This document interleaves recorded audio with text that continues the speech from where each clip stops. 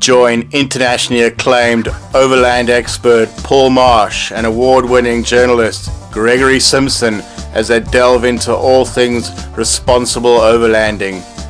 From choosing the right vehicle, getting yourself prepared, getting your vehicle prepared, safety tips, and much, much more. Only on Responsible Overlanding. So this is very similar to the 80 seller. It's a 105 here we've been building. Again, it hasn't got the two doors in the back, so we've got the top tailgate, the bottom tailgate. We put stainless steel on here, so it's easy to clean down. Table just slides out, so you've got access to your table. Do you have a preference between the two rear doors? It depends on what you can get truck-wise. You know, if I can get a truck that's a good truck with the barn doors, I'm less worried about that. It's more about the quality of the truck.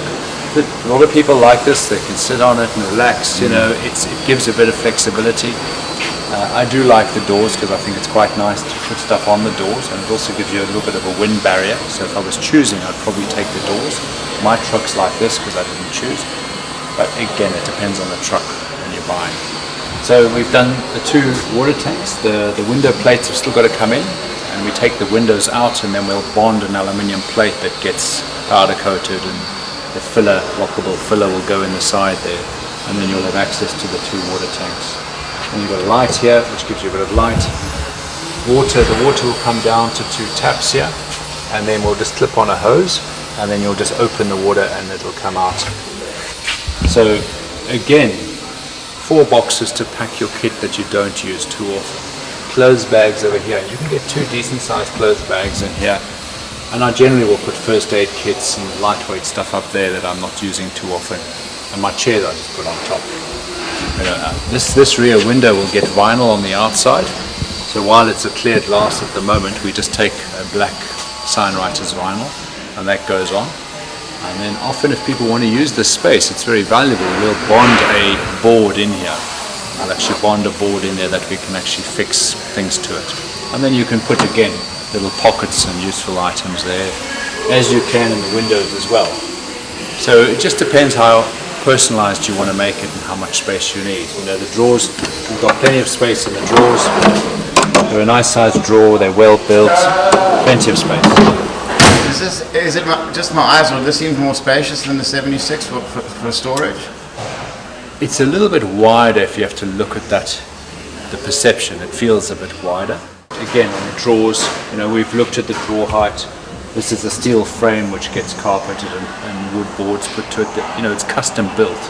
And the reason there isn't something on the open market in South Africa that we can just bolt in for what we're doing. But we wanted the load guard. We wanted the drawer system to maximize the space across the width. We're governed by the wheel arches, so we can only go this wide. But that's a nice little space. You can put something in. So there's space there, there's space there. You can get your water. It's a very good setup. You know. And another extinguisher there. Yeah, this is the fire striker, okay, which I do like. And then what we've got here, again, we've got the double jerry can holder. You can put the high lift jack on the outside, or people like to put it on the inside. I do like it on the floor, but it's an option. And then you've got your spare wheel on here, which will get a lock on it. And then we'll put the rear number plate. The rear number plate used to be here, but with the 2 wheels closed, we'll put it down on the bumper here. Is this an ALB bump or Gobi X? No, this is Gobi X. No, we only fit the Gobi X bumpers on the rear. You know, it's a product that's, well, I like. Proudly South African product? Absolutely. No, it's built here. It's built here. From start to finish? Start to finish, it's a really good product. The guys build an amazing bumper. It's well tested, and they support it.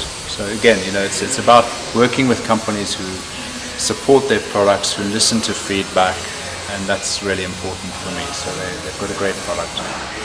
Yeah, South Africans often have an inferiority complex, but not an overlanding. Yeah. Well, listen, I think we can be proud with what a lot of product that comes out of here.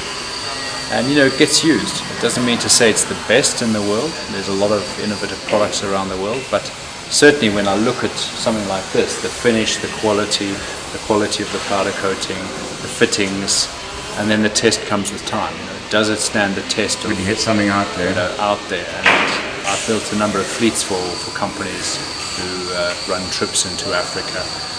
and these bumpers have lasted. So yeah, it works. Nice. And do you fit winches to all your vehicles? Again, it depends on what people are looking for. Ideally, yes, if you're going to go and travel by yourselves to fairly remote parts, because it's like an insurance policy. You don't always need it, but when you do, it's nice to have.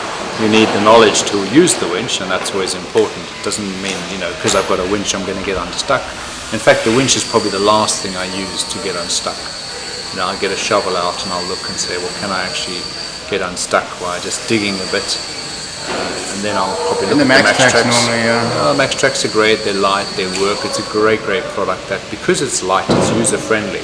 There are other traction aids you can use, but I've just found the quality of that product, it's not cheap, but the quality, the finish, the fact that it really does work. Yeah, so I like them. And for the winch, the steel, with different types of textures of the rope? I won't use a steel cable. Steel cables, these days you shouldn't be using a steel cable, not recreational. The plasma ropes are every bit and stronger and a lot safer. So, when you're using a winch, it is a very dangerous piece of kit, as is a high lift jack. Is that potentially the two most dangerous parts of overlanding? It's dangerous when you don't know what you're doing. It's safe when you know how to use it. So it's relative. Get the knowledge. Don't be scared. Get the knowledge. Learn how to use a high lift jack. You're going to need one at some stage. You're going to need to lift the vehicle out of the hole, and you won't do it with a bottle jack. You'll need a high lift jack. And the air jack's not quite as reliable long term? Air jacks have their place and work. I've used them over the years. I've just found they're bulky to store. You've got quite a big air jack, and now you've got to find a place to put it somewhere. So, and you need to get a good quality one if you're going to get one. So I do look and say, high lift jack works. Bottle jack for changing tires. Max Tracks, good recovery kit with different straps that you need. Know how to use a kinetic rope. Know when to use a pull rope. Have the right shackles. Have protective gear like gloves and safety glasses. Things go wrong. When they go wrong and you're in the middle of nowhere, you've then got a real problem. Don't stand too close to the winch. And well, again, that's the education. When you understand the dangers and you understand how to use it, it doesn't become dangerous anymore. You put a dampener on there. And that's all part of when you've got that cable and you've got it in the right setup and everyone knows what's happening. So who's taking control of the winching operation? Someone who's got experience. Whether you're helping someone or whether you're involved. And if a situation looks dangerous, rather step back. You can't control what other people do, but you can control what you do. And make sure that what you do, is safe. And don't let someone take the safety element out of it. People like to come and all like to be experts when you're stuck and they want to help you. But when they start going away from safety, that's when you turn around and you walk away or you look at another route round. Safety is your friend. And when it goes wrong, everyone goes, oh, I wish I'd done. And things don't go wrong, they start wrong. And it's something that has served me so well.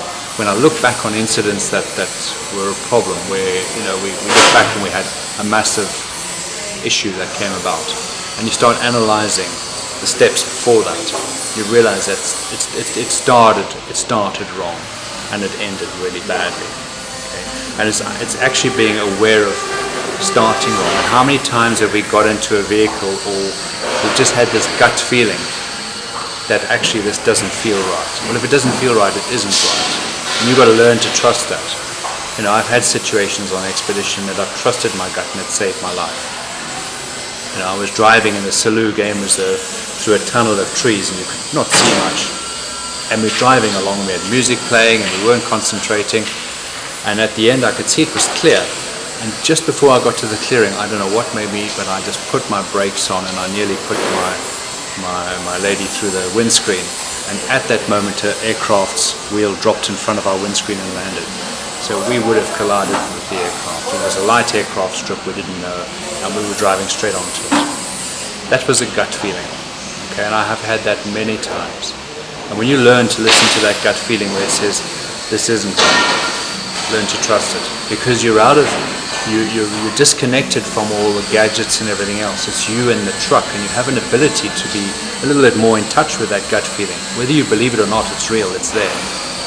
So when you understand that, you look at a situation and it's gone wrong, go back and think, didn't I have a bad feeling about the situation before it happened? And 10 to 1 you did, and you ignored it. Don't you sometimes get there when you're going down a difficult track and your gut's telling you turn around, this is only going to get worse? Well, that can be it, and then just in a simple way, when you're actually going along somewhere and your gut says that's the way. Your mind goes, our mind's not our friend. Our mind gets in the way of a lot of things in our life, okay? And then the worst for us all is our mind says one thing and our gut says another. And you'll realize in time to come that when you listen to your gut, it's what really gives you what really should be happening, because it's much more in tune with what's happening. And I think that we've all had that. And when something goes wrong, think back. As I said, it doesn't go wrong, it starts wrong. That's sometimes the problem with GPS and stuff like that. It kind of takes you away from being in the moment. No, look, GPS has got its place. I mean, GPS is a phenomenal bit of kit, and let me tell you, there are times when you need a GPS. You can get horribly lost, and you can put your GPS, and when you're going through big cities, remote parts of the world, big cities, and the traffic's mayhem, you want your GPS. You don't know the language, you don't know the road signs. Try driving across, well, China, when we first drove across, we didn't have GPS there, we used a map, and you get horribly lost. So no, it has its place, but I do agree with you. The more gadgets we have, the less connected we are. So it's managing that as well, but that's something we'll talk about. Yeah, we've got your tyre with the 2 valves on. So yes, I do like this. It's a Toyota rim, and all we've done is drill a hole and put another valve in. And this is the tyre monitoring system. And what it does mean, you can air up and down the tyre without actually taking that off. These, screwing them on and off, you lose them, you can get dirt in, so yeah, it works. You can save the tyre. Look, the monitoring systems, we didn't have them in the past. It certainly saved tyres when I've driven vehicles. Also, when you walk towards the vehicle, you always should look at your tyres, but while you're driving, you don't know. You pick up something and the tyre's going flat and it goes off, there's an alarm, it warns you. Fantastic. This is an expensive bit of kit, so if I can save it, why not?